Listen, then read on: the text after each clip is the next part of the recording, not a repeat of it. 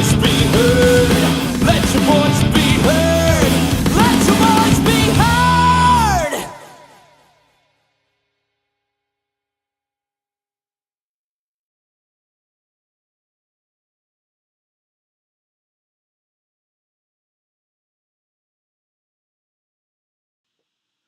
Ladies and gentlemen, welcome to the Greek and Russian Club. We have here a very exciting group of people to talk about a very exciting topic, a Pan-Balkan movie that we all made back in beginning with 2002. With me here, first of all, is my wonderful co-host, Vasily Chrisoho. Hey guys, hello, welcome to our show. And we have two more guests here, people who have been friends of ours for many years. We have... Vasily Zorbas. Okay. Yannis Gerasoulis. All right. How are you doing, everyone?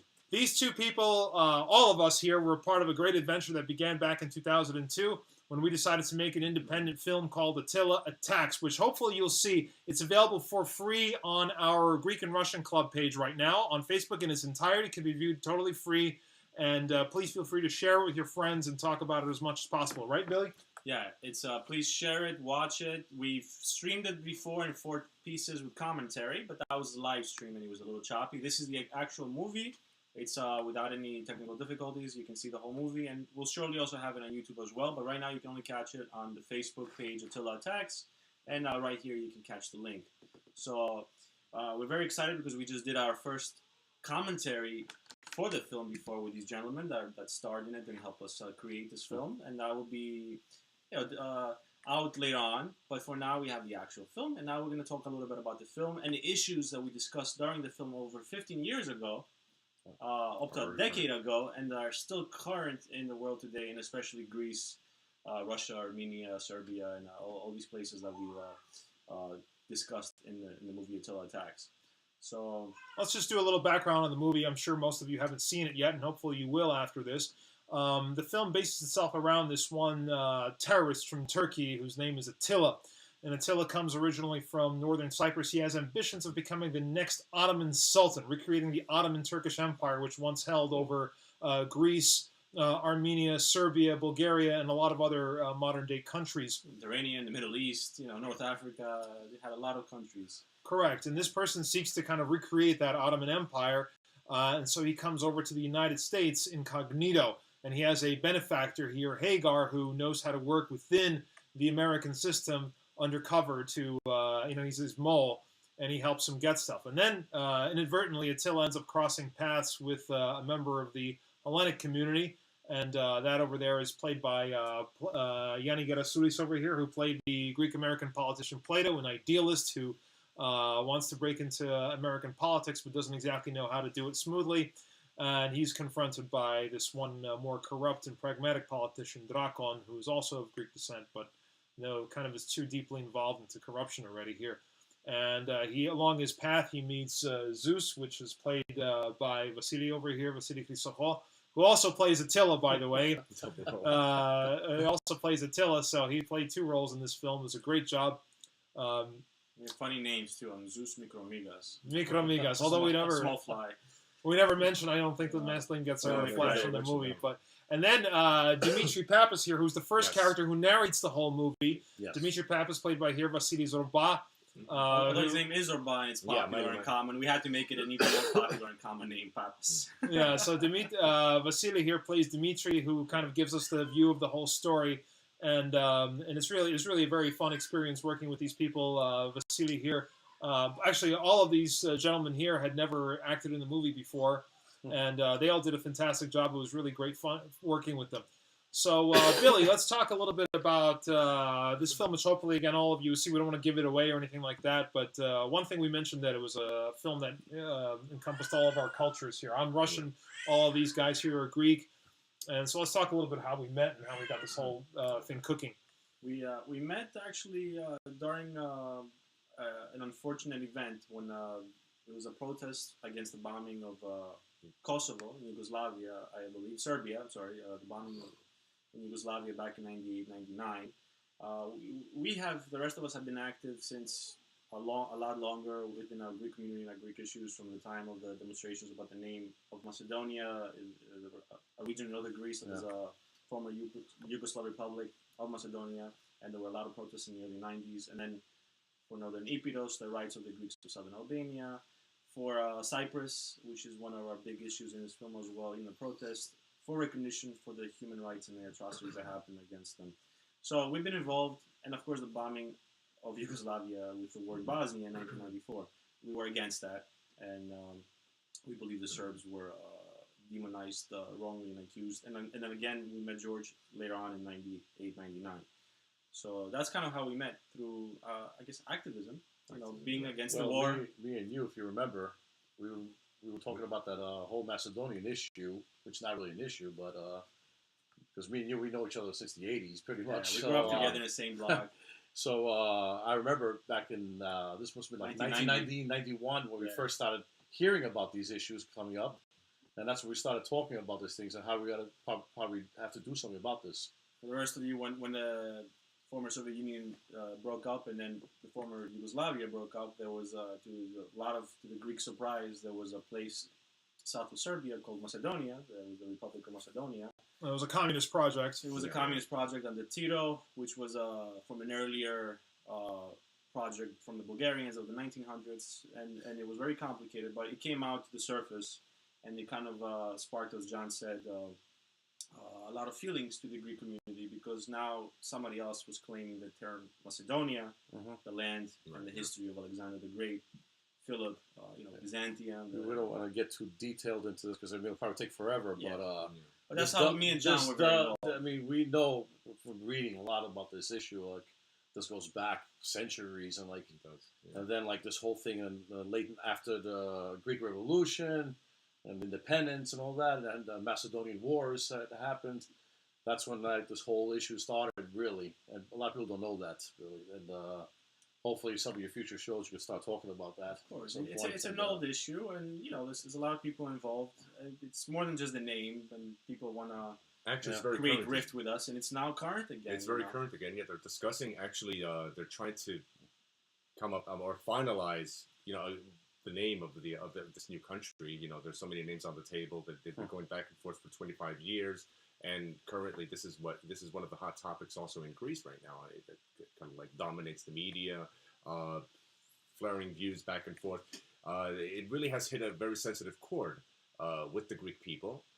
And of course, naturally so, because people do not really want to compromise on the term Macedonia, because it's purely Greek, and everybody knows that. But you see, it's one of those issues that many people want to resolve, but they don't really want to strike at the real problem. And the real problem is that it's not a geographical location or a geographical term.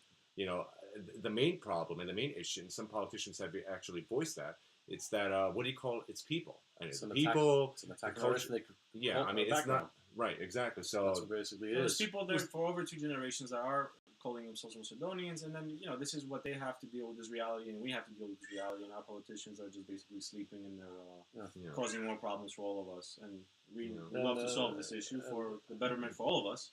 Well, one thing I want to mention is some of you might be looking at me and saying, what's a Russian doing here on listening to this whole thing about Macedonia, which initially may seem to have nothing to do with Russia, and kind of, he's kind of sitting there in his club of Greeks here talking about their issues.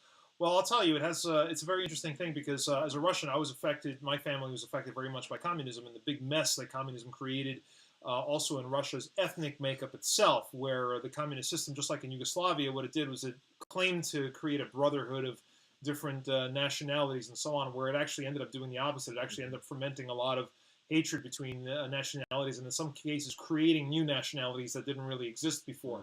So that's what the Communist Project did to Russia, and I was very well able to connect with that as a Russian, because we have problems now in Ukraine and so on and so forth, which all was rooted in the communist experience. So essentially what happened with the former Yugoslav Republic of Macedonia was nothing different than what happened in Russia, where the communists created a new state, a new nationality, a new border, convinced people that they were something that, maybe they, convinced them that they were part of this new identity. So that's, it took me a little while to get my head around the issue. I remember we had a lot of discussions on the subject, but I started understanding the Greek point of view, especially when it was vis-a-vis Russia and Ukraine and so on and so forth. It kind of started making much more sense. So, bottom line is that I found that the more I became friends with these guys here, the more I understood how much in common we had. Our cultures had in common. Our cultures, the things that we were, a lot of things that affected both my country, affected their country, and what really I respected tremendously with that. All of these guys, including Billy, who'll be back here in a minute, were all very passionate about their country, and I was just passionate about Russia, and I grew in my admiration toward Hellenic culture, which was always there on some level, of course, as Russians usually are, especially ones raised in the Orthodox tradition are told a lot about Hellenism and stuff like that. Hopefully that'll increase because again, the communist era really switched a lot of things. Kind of tried to turn a lot of things 180 degrees, like Lenin's support of Ataturk and so on. But anyway, without getting into that into too much detail. And again, hopefully we'll have more discussions on all of these issues. I was able to really find a solid connection, basically because, again, the Serbian issue came up. I was a big Serbophile, as most Russians are, and most Greeks are big Serbophiles, and we were able to unite around that one issue, and that's how we became friends, and that's how we started learning more about each other's culture. And this guy over here, you can learn how to speak Serbian. I know. Kako si, Vasily? Yeah, he was really good, and we even did a little segment of the movie where we tried to have Vasily say something in Russian. He was really good. Yeah, I actually visited the country many times. Actually, it's very, very beautiful, and all of you people who have been hearing all these stories about Serbia. If you actually visit the country, the culture, it's a beautiful place. It's very friendly place. Very friendly, and all the male population out there, the ladies are very, very beautiful. Beautiful food, honestly. great food, Yes. beautiful places. Just one thing to know. And you can listen to music, and you see the commonalities between Greek and Serbian music. It's very interesting. Course, when you yeah. listen to Serbians that. are the So- middle ground between Russians and Greeks, I think. Yes, the it's middle like a Slavs blend of for the us. two, right? blend Yeah, of the the two. blend of the If you two. want to learn about Slavic is. culture a little bit, you go to Serbs, and then you migrate to the Russians. It's a step. That's the next But step. I don't want people to get a little confused that this is just it was just a Macedonian issue. That's a very interesting issue that actually sparked a flame in us, and that actually made us want to learn more about our neighbors, the Slavs.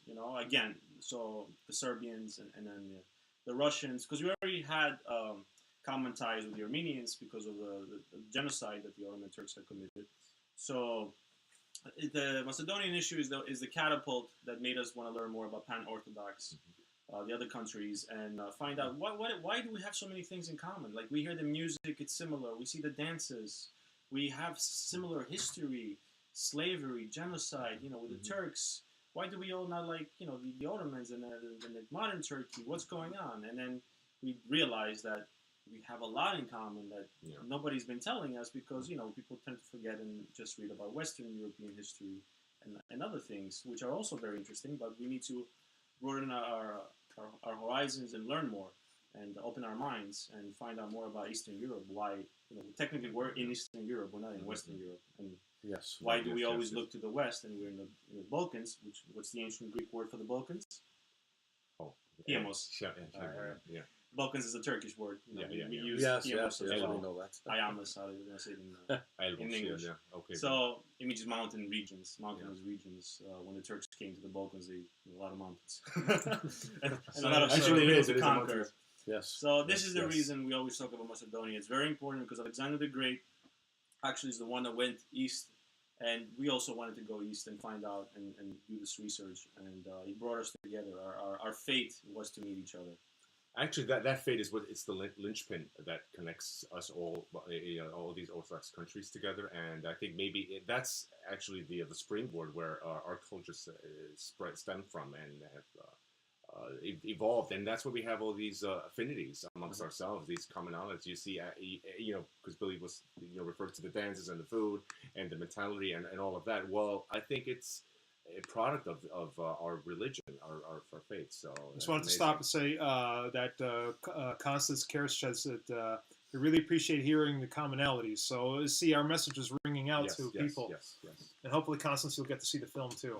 It's on our page. So Yes, so please see feel the free to film and Attila Attacks. leave any comments. Why do we call it Attila Attacks? Let's explain to the people. I think John, The you film? start. Yeah. Well, part of the reason was we used it from the Cyprian when the Cyprian invasion happened from the Turks back in the 70s. I mean, that's one of the things that influenced you to give a title. Attila right. Attacks. It was the code name. So that Attila, was yes. Operation Attila. Operation was Attila. The Turks when And they that made was it back in Cyprus. a lot of people 1974. might not know that, so that's the reason why we pretty much use something like that. And I want to show a lot of the aggression that they have, and they had back then, and what they have even to this day, pretty much. Well, Attila was a bloodthirsty conqueror. You know, Yeah. he used the archetype conqueror, and Until the Hun, yeah. Attila the Hun, as we all know, he was a cousin of the Mongols and the Turks. They were relative Turkey peoples, and the Turks obviously felt enough of a kinship to name the operation of the invasion of Cyprus, a Greek island, Operation Attila, and we thought it's upon the name, twist on the name Attila the Turk, and Yes. that's how the name came, Attila Agmar. but there's a Attila comes from a rich and like powerful tradition too. We had to create some interesting anti-heroes and antagonists to our protagonists, and Attila, which is the main bad guy, he has a mustache, right, George? That's right. This is a comedy. This is a comedy. This is like satire. It has a little action adventure, but it's low budget with big dreams, a lot of locations, over 77, a cast of over 100 people. A whole community got together in New York City with other different ethnicities, from Brazilians to Armenians to Serbians, Romanians, Bulgarians, you name it. Russians, of course. They've all been involved, and Americans. A lot of Americans, normal New York people. And Attila's mustache is the mustache of the conqueror, Mehmed the Conqueror. That's his ancestor. That's right. So we understood. Incorporated few. Yeah, he had it surgically Stitched on. Attached. Yes. Although Billy, thank God, didn't have to get it surgically attached. Yeah. Thank God for that. So his head, Attila gets his power from his ancestor Mehmed the Conqueror, and Attila was somebody that the secular at the time. This is over 15 years ago, in 2002, 3, 4. The Turkish government Long time ago. did not want somebody to recreate the Ottoman Empire then. And Attila wanted to recreate the Ottoman Empire. Yes. He was against Ataturk, which is the secular version of democracy in Turkey. So he wanted to start a new revolution, and now it's the secular government. Now, unbeknownst to us, there was somebody called Erdogan who was getting into power then. He was just getting coffee for getting people coffee in for the people, Turkish Senate, I think, back in those days. Well, I don't know, now- maybe he heard about the film. I'm a little worried now. I know, we influenced him. Because So now he became the little, dictator of Turkey, and he wants to create the Ottoman Empire Yeah, again. revise the borders, for example, as he said on his last trip to Greece, which I found. This movie has nothing to do with Erdogan. It just happened to be that we were prophetically, prophesizing what was going to happen. It was very weird. Over Yeah, 15 he stole years the ago. idea from us, unfortunately. And That's now what- I Something like that, I guess. Shoot. Well, let me just. But the I wanna- performance, though, Billy put on pretty much like It was very genuine. it was very good. I mean, people haven't seen it. You're gonna have to see, it, especially his performance, because I like the way he performed as Attila. It outshined his good guy image, actually. So that's my opinion. I enjoyed it too much, George. You wrote too many good At parts some for me. points, I envy it. 'Cause I told George Rivera, I wish I could have played the villain at some point. You always used to say that. And I'm like, but John, I you're the would perfect. I would like to play the villain. I'm like, so like if every future comes up again, I'm like, you're gonna put me as the villain next time. Why not? Well, I tell you something. When I met all of these guys, one of the things that again, I didn't have a lot of contact with the Greek community. Although the good thing is, in the United States, you get to meet people who are all from walks different of life, all walks of life, and you have a common language to speak to them in, right? You like So- gyros? I like gyros. Let's talk. But no, We but start off seriously, with that, yeah. I met these guys who are really committed Hellenic patriots, which really impressed me because again, I was always from a Russian patriotic family. We were all Orthodox, and there was a lot in common to talk about. And I saw these guys, and I'm like, what's amazing? It's like you hear different stories about Greeks from different people, and some of them say, well, they're really not the same Greeks from the ancient times, and so on and so forth. And then I met these guys. I'm like, how is this different than the statues I see at the Metropolitan? Right? They all look the same. And I swear I saw some of your ancestors there. And Yanni here really struck me as a good guy to play a real, strong, heroic type. Because when I originally saw him, I thought he was the leader of the pack. And I was like, this is a guy who I want as the leader of the pack. He was. We had begun the Hellenic Front, a patriotic youth organization. It was educational. We started with John Over 20 way years back. ago. I was the president. Back in the days. And then we formed it, and we did so much work. And John was actually an influence on me as well when I was a kid, because he was a little bit older, and Not much. Not much. a year or two, right? Okay, right. And at that age, that's everything. A year or two. Yeah, the same That's ballpark. everything at But- that age. But we've been involved in local politics as well with John, and we actually knew how the system was here in New York City, and we were involved helping other Greek Americans run Yes. for office, and ourselves getting to know what the Democratic and the Republican parties were about, and how we can actually get involved to make our communities better. Because most Greeks, up until the early '90s, they just thought they're going to go back to Greece, and they never became registered voters, and they never got involved politically. They always thought politically about Greece. If you remember, We had still to do, get. I believe, though. They still do. They still do. We got thousands of people Yeah, to become voters in New York City yeah. with our Democratic Club, the Aldos in Astoria, and we're very proud of that. We learned a lot, and we put a lot of the, the idealism of politics into the movie, like in John's character, and the bad side of politics with Plato's character, because you have both. You can't always politicians are crooked and evil and bad, just like all businessmen are and lawyers are Sharks. sharks. Yeah. There are good politicians that aspire to do better things for their community and for the greater good of humanity, and some for other more international issues. So we try to combine everything with John's character. I just wanted to mention Thea here, who's the sister of our producer, Christos Polatos, and is also really instrumental in helping us out. She mentions that I can see that with Yanni here as Attila's long-lost father. So she recommends that if we do a sequel, you could be The long-lost father, you could be yes. a long-lost father. Just make sure, and then she says, just make sure there's a Pilatus on the set. Yes, that's one of the secrets of this film. It was successful in part because the Pilatus family participated, and Yes. they're wonderful people. They're extremely well organized. They're very driven and creative as well. So We can't exist without the we Pilatus cannot family. exist without the Pilatuses. That's kind of an unwritten law we have here with all the stuff that we do together. But I wanted to come in a little bit from the Russian side Yes. and discuss how this all affected me, because one of the things that when I met these lovely gentlemen here was that when I started learning more about Hellenic history, I really came to this sense of how sad it was that Russia, because of its 20th century tragedy with Bolshevism, was that traditional bond between Russia and Greece. The communists tried to disrupt it because, as you remember, the communists initially, Vladimir Lenin struck a deal with Ataturk. So that basically put they put the Bolsheviks on the side of those that perpetrated genocide. Also, the traditional Orthodox connection was naturally, it was an attempt to rupture that because the Bolsheviks closed down about 90% of all Russian Orthodox churches. On top of which, Stalin indirectly ended up supporting the communists during the Hellenic Civil War as well. So a lot of very difficult moments there, and fortunately now we have these new opportunities to kind of build bridges. And I thought that this film would be a great way to start building a bridge with the Greek people, and to try to talk about those things that we have in common, and those connections that we have to revive.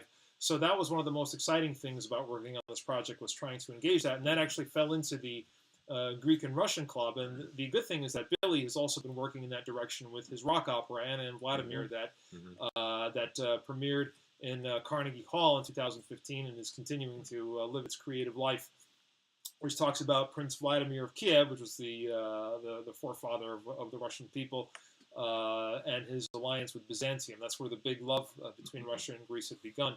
Anna Porphyrogenita of Byzantium. So that's how this is what's how interesting how this project came together, and how it continues. The creative energy continues in all these ways. We're all history buffs, and some are educators as well. And John and Billy, we knew about the Byzantine world and the Byzantine Commonwealth, which Russia was part of, not the empire, the Commonwealth. And the beginning of that starts with Vladimir the Great, that married Basil the Bulgar Slayer's sister, Anna Porphyrogenita. And that's something that's lost. And when you fish more and you find out about Ivan the third that married Sophia Palaiologina, Constantine Palaiologos, the last emperor of Constantinople, his niece, and began the notion of the Third Rome. And then that's kind of what the Greeks during the Greek War of Independence were hoping. The Russians will help. And we have an affinity with the Russians. We have very close relations. And unfortunately, a lot of people associate the Russians only with the Romanovs, which were more because Greece was under the Ottomans and it vanished from the world scene. It was not a country anymore. It was tied to Western Europe. But Russia was part of the Byzantine world for 400 years, 1,000 years ago, starting in 988. Well, the church, they used to even do liturgy in Greek, I believe in Moscow in that period. It was in Greek, 1500s, and Greek. both languages pretty much. Early church. A lot of the Russian clergy did know Greek as well, as a second language. And Methodius and And, Kyrillos were two Greek monks from Macedonia in northern Greece, Yeah. Thessaloniki, Yes, that were the apostles to the Slavs, to the Russians. And And we have just to, I'm sorry to cut you no, off. no, of course not. I'm saying for people to know Ivan III, a lot of people know Ivan IV, who was considered called Ivan the Terrible. He was pretty much a quarter Greek.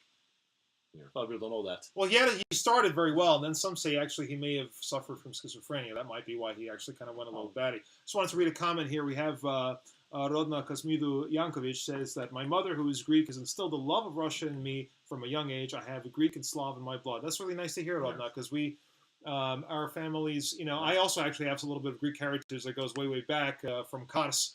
When the Russians came in to liberate Kars from the Turks.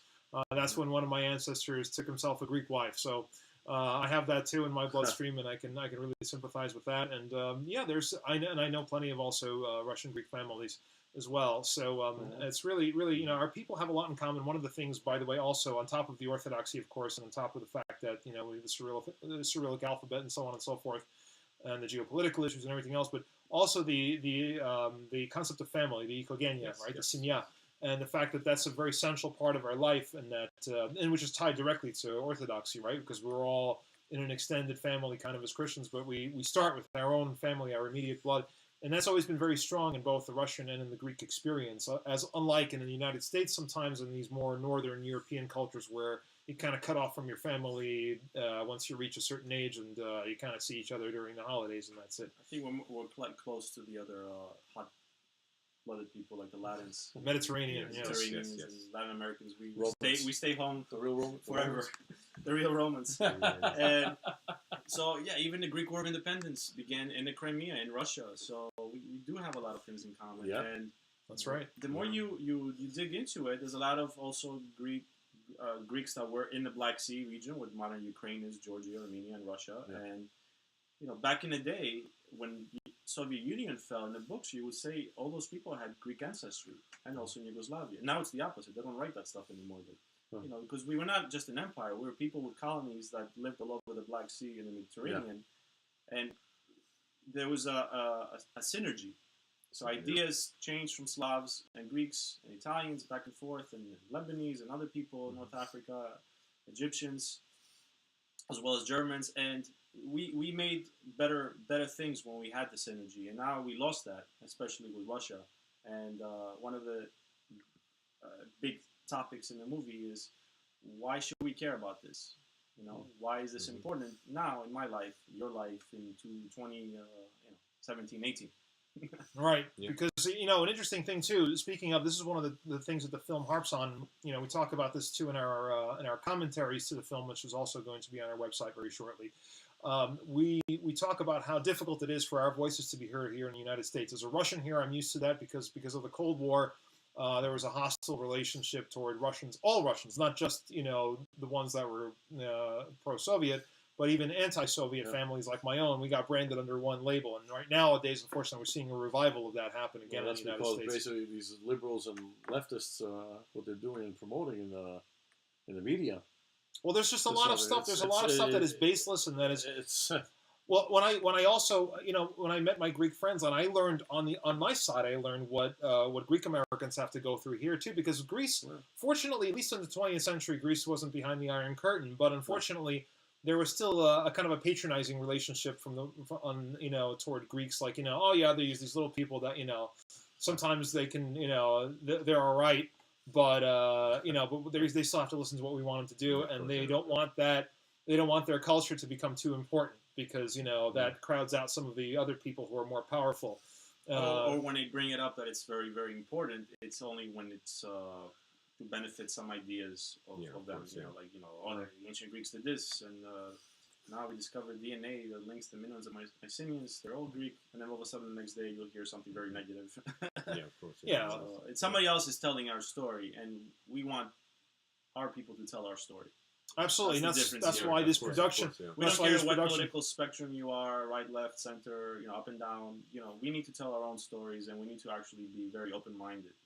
And we need to understand that our story is not being told. Absolutely, that's what this film is a part of, and that's what our project too, Greek and Russian Clubs, are part of. We want to be able to have our voice and talk about things that people don't really talk about much, and have fun at the same time, which the film is all about too. It's got comedy in it. We poke fun at ourselves too here and there. Comedy. A lot of comedy. Oh, yes. There was a lot of moments to laugh there as well. We laugh at ourselves.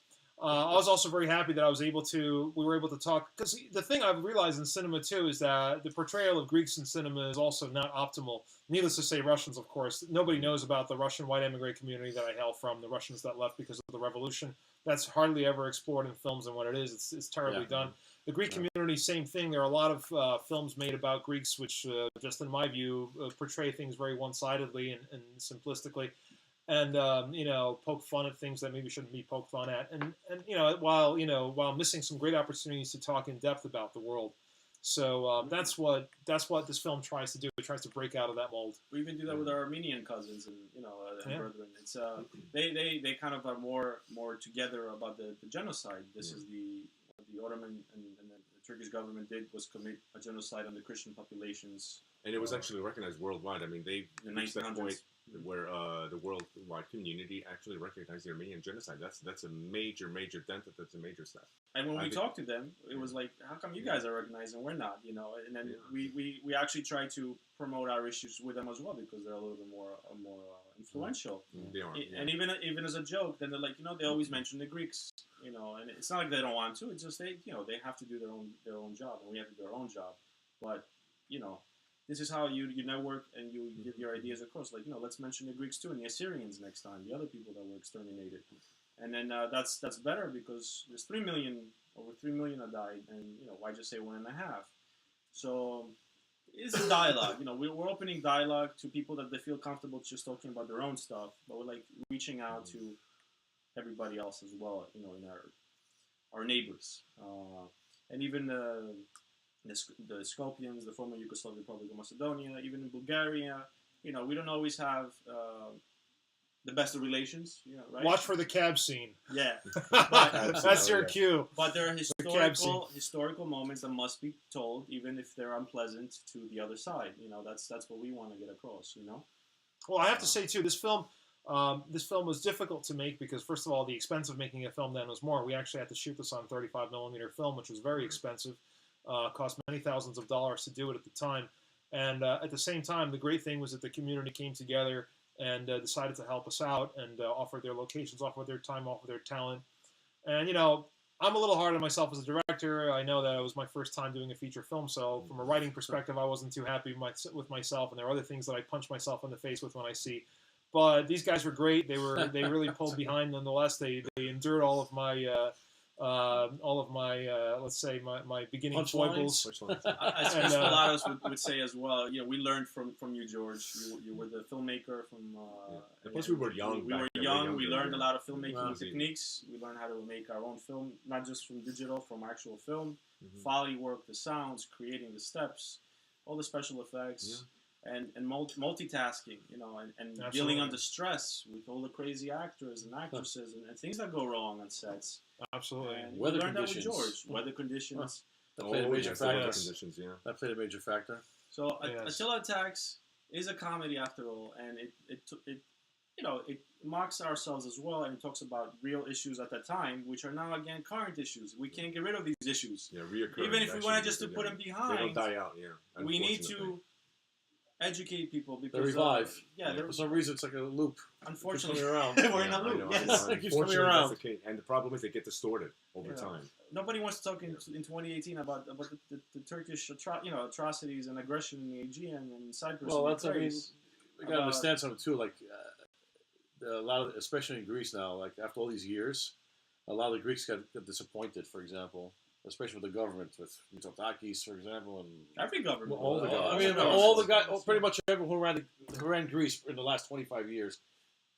The Greek people have been disappointed. A lot of them. There's some good people in there, but the majority they're. you're always gonna have some decent people in the government, but it's like the big players really like. Whose interest are they looking after? This is what we want to know. And it's not for Greece. And it never resolved pretty much any issue. If you think about it. We should not be talking about the Cypriot issue, which is going on for 45 years now. It's an occupied army. The Macedonian issue going on for God knows how long now. 25 that's 25 years modern, but if you include what happened from the Balkan Wars, because it goes back that far at least. Solve Yeah. it. You know, North Ypres issue, people don't even know that it even exists pretty much anymore. It's people that lost a lot Yeah, of watch their for the homes right sticker. now. Watch for the sticker in the scene with Draco and Plato. That's a Yes. good one. So Thrace. where there Thrace, was people do, it's like the Sharia law Yeah. in Thrace, the Muslim minority, which is Greek. The Turks say they're Turks, and the they've Pomacs, implemented the Sharia law. Pomaks are Greek people And they that say they're were Greek, they're not us. The that Pomaks were converted. One second, Thea here says, unfortunately, if a Kardashian isn't present, nobody cares anymore. Shallow society. Interesting Yeah, comment well, there, very Thea. true. Yes, Yeah. yes, very true. We're very materialistic and very. And Rodna asks me not to punch myself in the face. Well, I didn't actually physically do that, Rodna, but We love George.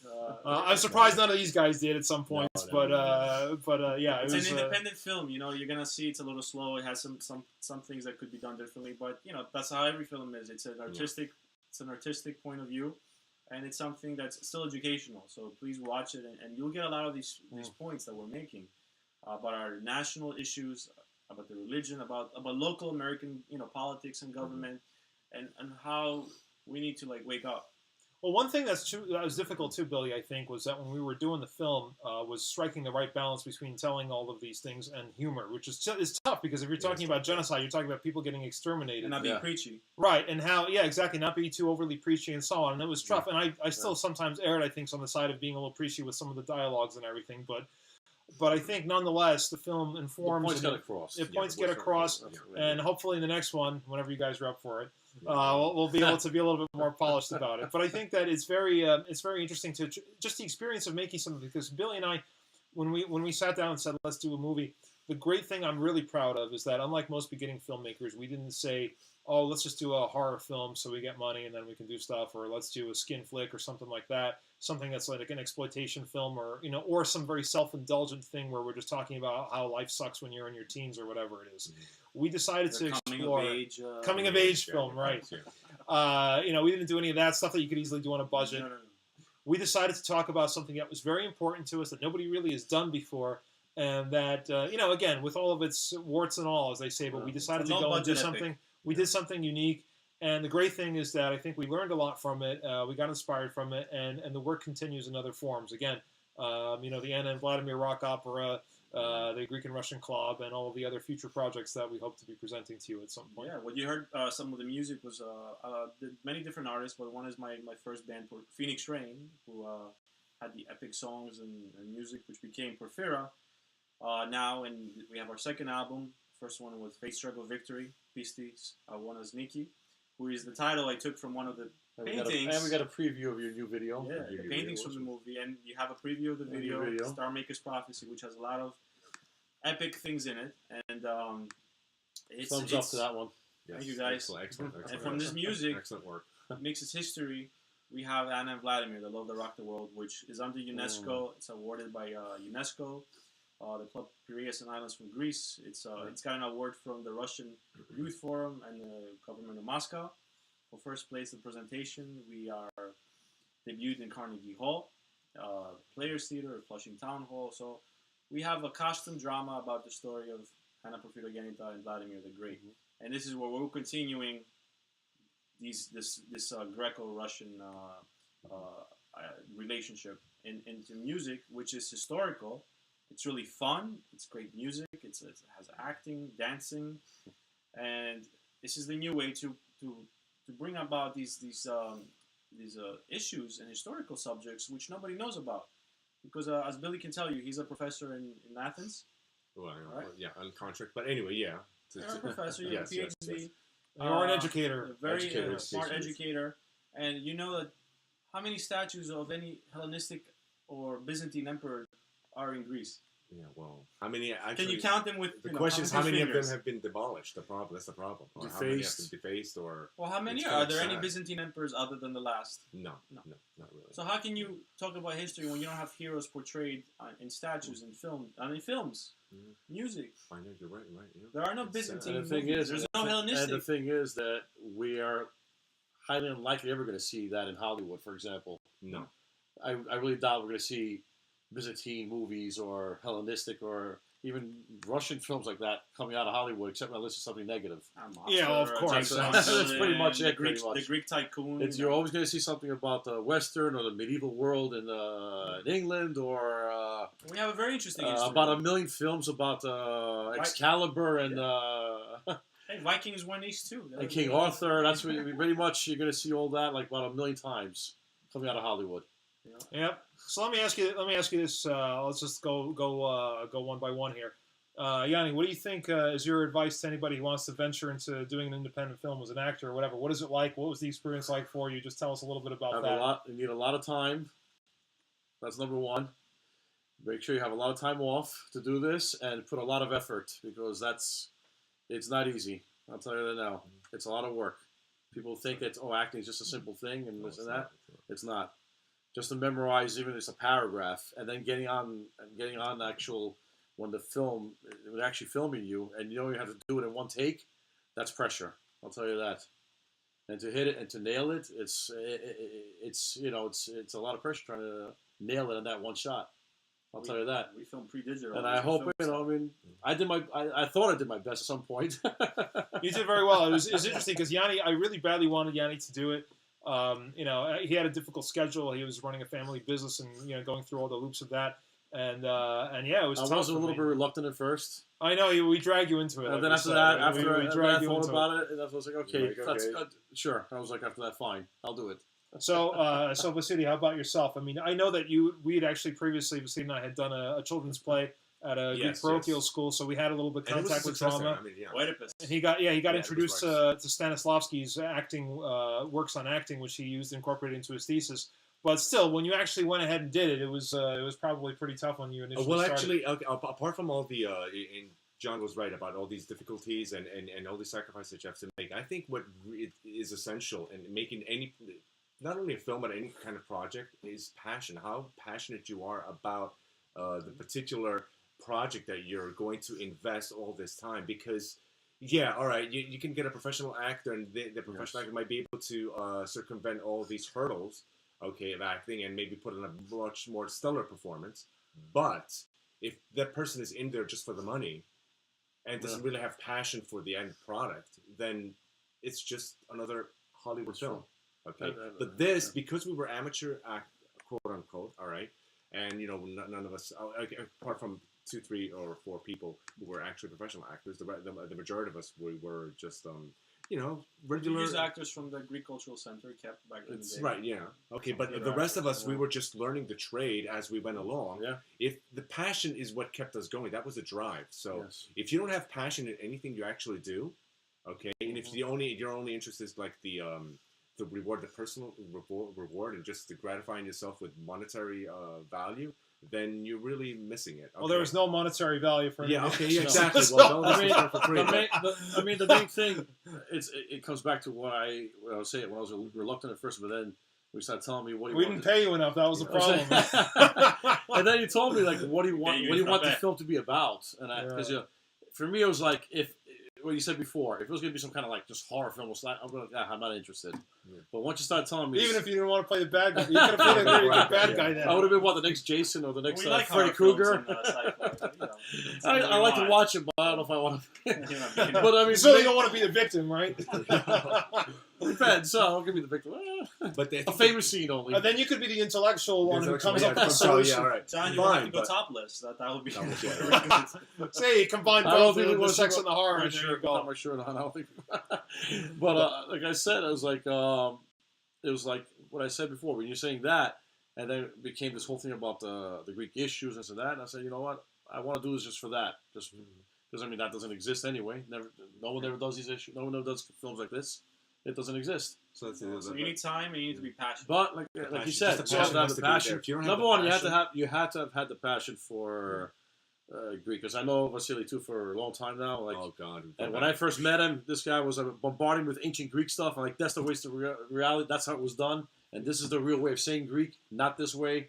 And I was like, wow, I was impressed with that, because I never met anybody who could speak ancient Greek. Actually, you know something? When you see the initial shots of Vasily and the Dmitri in the subway riding toward where he sees the parade, Yeah. where he's in the subway. He's actually reading the Syntaction, right, which Yeah, is a it's, book on Hellenic grammar. It's Yeah.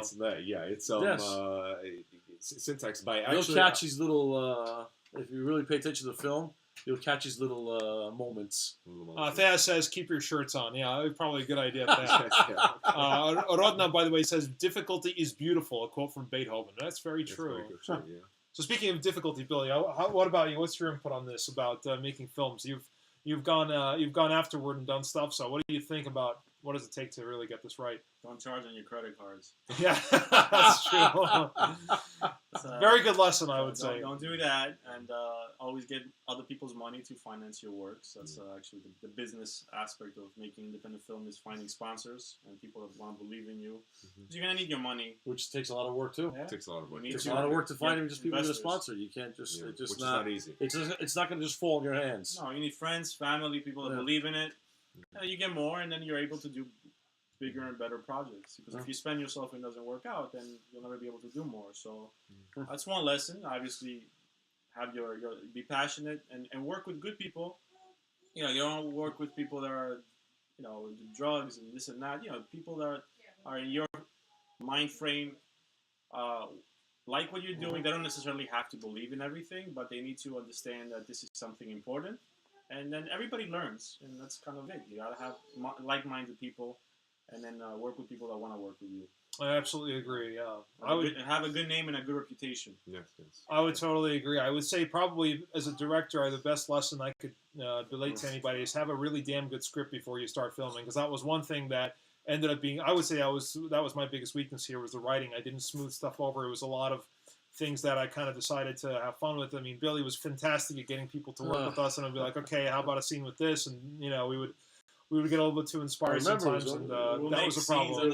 It was under pressure too. You were like pressure, you were constantly writing and preparing to film at the same time. Not an Well, easy yeah. job. Who's Yeah, here? Not an Yeah. easy task. Hey. That's right. She loves watching Not easy daddy's task. films and There music you go. videos and music. That's right. Yeah, it's gonna. I'll tell you something too.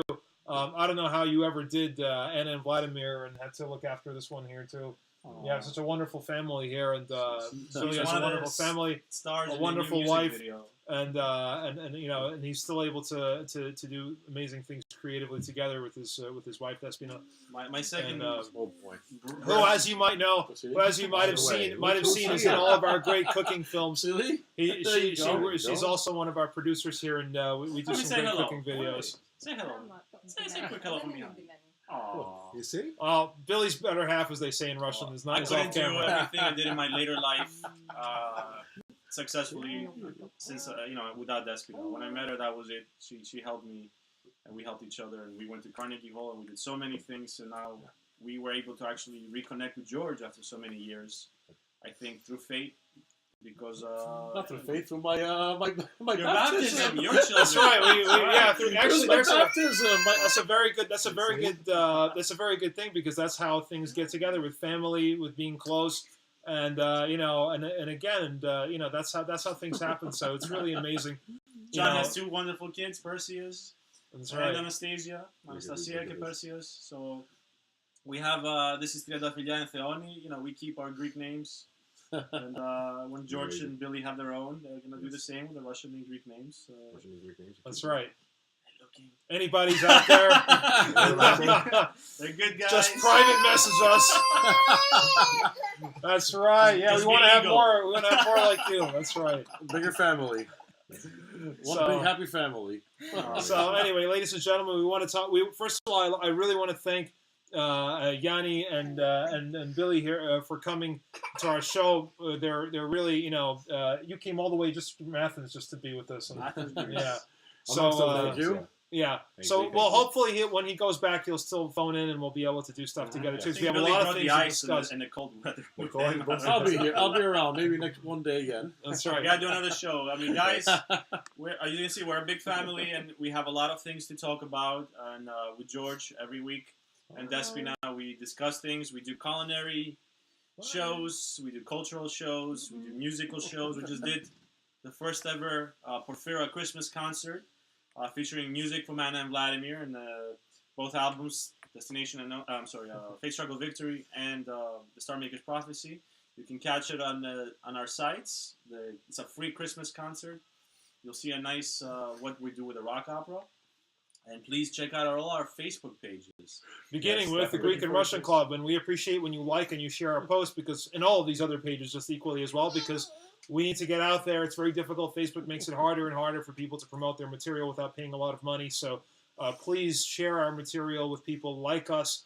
Tell your friends about us. We really appreciate that. It helps us a lot. And watch the film. And watch the film. Watch the film Attila It's for Attacks. free. Let us know Free, what you for think. free. For free. That's another site we have to add now. We have Love Letters to Greece, where a lot of cultural and educational information is regarding Greece. Porphyra, again, the band. Heavy Metal Underground with hard rock and heavy metal music. And the Hellenic American Center of the Arts, which deals with Greek opera and classical music. Some of which is in the film, by the It's way, in the too. film. Panagiotis Karousos, my friend. And also the Greek Artists Guild, Greek art-related stuff. So we have a lot of things. We do a lot of cultural things. I'm also the director of modern music for UNESCO in New York City here for the Club Piraeus and Islands. So, we have a lot of great things planned for 2018. Yes. That's correct. Stay So tuned, stay folks. thank you, ladies and gentlemen. God bless you. Thank you, Thank you. Rodna, and thank you, Thea, for joining us on our broadcast. Thank We you. always like to interact with Goodbye. everybody Make through your here. wishes, guys. So, Thank Kalinita, good night, spokojne noci, and see you soon. Next time. Next See you time. soon. Thank you guys for coming. Oh, you're so good. Beautiful. She keeps looking at John. She's like,